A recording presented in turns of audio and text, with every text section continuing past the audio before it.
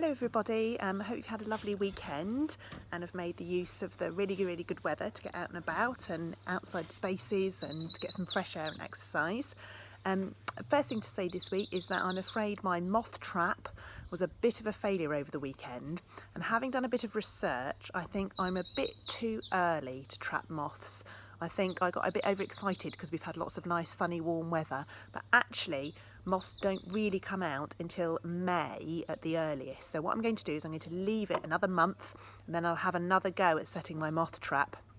I did leave it out for a few nights over the weekend, but didn't catch anything. So I'm going to have another go in a month's time and hopefully I'll have some moths to show you.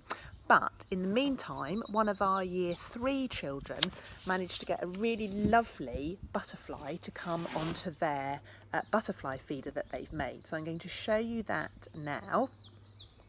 Hopefully, if I just lift this up, you'll be able to see that they've got a beautiful butterfly attracted to their butterfly feeder, and this butterfly is actually called a holly blue, and it's a beautiful colour. So well done to that person for getting a butterfly to come to their butterfly feeder. Now the holly blue actually is one of our earliest spring butterflies. They come out as early as March through to about May time, and those butterflies that you see then will have been caterpillars back in the autumn. So last autumn those butterflies would have been caterpillars, and then they've turned into a pupa or a chrysalis, and they'd stayed like that all winter, and then they would have emerged from their chrysalis in March time is when it started to get warmer and sunnier and come out as adult butterflies. Those butterflies will then lay eggs which will hatch into caterpillars, and those caterpillars will become chrysalis or pupae, and so we'll have another round of holly blue butterflies in the autumn time. And then again, those ones will lay eggs and have caterpillars, which will be next year's spring butterflies. So we get 2 lots of holly blue butterflies a year. So that's really exciting that one of our children managed to find a holly blue and attract it into their butterfly feeder. So well done, that person.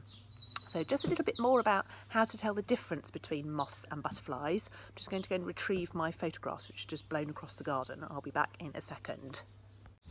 So as I said, in about a month's time, hopefully, we'll start to get some moths coming out. Now, one of the first ways you can tell the difference between a moth and a butterfly is that moths tend to be nocturnal. They come out at night time. Not all moths, but most moths do, whereas butterflies are diurnal. They come out during the daytime. So that's the first way you can tell whether it's a butterfly or a moth.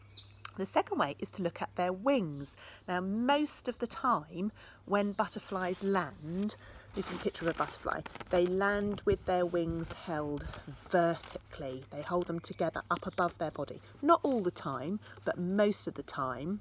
Whereas moths, here is a picture of a moth, moths tend to land with their wings held flat. They have them open. And that's because moths have a special part of their body, their forewing and their hind wings are actually attached together, whereas butterflies aren't. Butterflies tend to hold their wings up vertically like that. So that's one way you can tell the difference between a moth and a butterfly. Not all the time, but most of the time. And another way is from their antennae. If you look at a butterfly, you can see it's got long, thin antennae at the front. Butterfly antennae tend to be club-shaped, so they've got a long, thin part and then a sort of bulbous bit at the end. That's butterfly antennae. Whereas moth antennae, if I just show you this photograph, here are the antennae here, they tend to be much more feathery. So you can see that the antennae on this moth look like 2 great big feathers. Okay? And the final way you can tell the difference is to look at the body. Can't really see the body on this butterfly, but butterflies tend to have a very thin body, whereas moths have a wider body and they tend to be much furrier. So lots of different ways to tell the difference between butterflies and moths. And hopefully over the next month or so we'll see more moths coming out, and I'm going to have another go at setting my moths trap in a month's time. So hopefully I'll get some photographs that I can show you. this week on our outdoor learning videos, we are going to be thinking all about the big pedal, because if we were going into school as usual, this week would be Big Pedal Week, which I know lots of you have taken part in before, which is where we try to encourage people to come to school on bikes or scooters or walk to school and to choose sustainable forms of transport to get to school. And normally we would be seeing lots of our friend Bike It Ray this week, and he would be coming into school to do all sorts of things on bikes and scooters with us. So we're going to have a week thinking about bikes and scooters and doing lots and lots of different activities with those that you can do at home. So my first activity for you this week is a game that I've made called, I don't know if you can see that, Pin the Wheel on the Scooter. So some of you might have played a game like this before at a birthday party or something. It's very simple. What you need is a massive great big piece of card or paper, and what I've done is I've just drawn a big outline of a scooter. You could do a bicycle or a skateboard, any sort of vehicle like that you like. And then I've made two wheels. I've just put a little bit of blue tack on the back so they can stick on there. And the aim of the game is you have to be blindfolded and you have to try and stick the wheels into the right place on the scooter. So I'm going to go and put my Pin the Wheel on the Scooter game up on the back of my fence, and then we'll have a go at playing it and see how we get on. So I've got my volunteer to try my game out.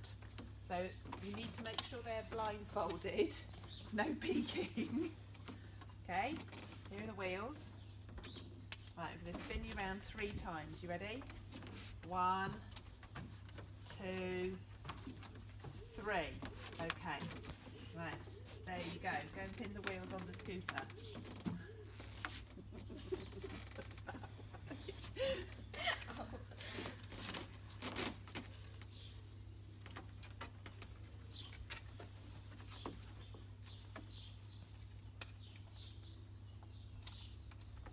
Right, come back. Would you like to see how you've done? Oh. Yay! Very good. Well done. Okay, now it's my turn. Blindfold on. Oh. You manage? Yeah. Yeah, that's good. Okay. 1, 2, 3. Where are the wheels? You've got to give me the wheels. Oh.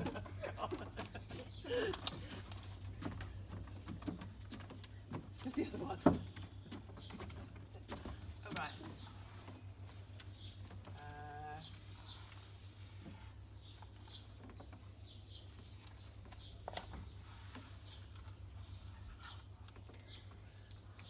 Right, how have I done? Oh, not too bad. Here you go. So there you go, that's how to play the Pin the Wheel on the Scooter game. Like I said, you could make a version with a bicycle, pin the bell on the bike, or there's all sorts of things, ideas that you could do to have a go at making a game like that. And now is a really, really good time to get bikes and scooters out of your shed or out of your garage and do a bit of maintenance on them. So my challenge for you is to get your bike or your scooter out, give it a really, really good clean up, because tomorrow me and Bike It Ray are going to show you how to maintain and how to look after your bike and scooter to make sure they are safe for you to use. So I'll see you then. Bye.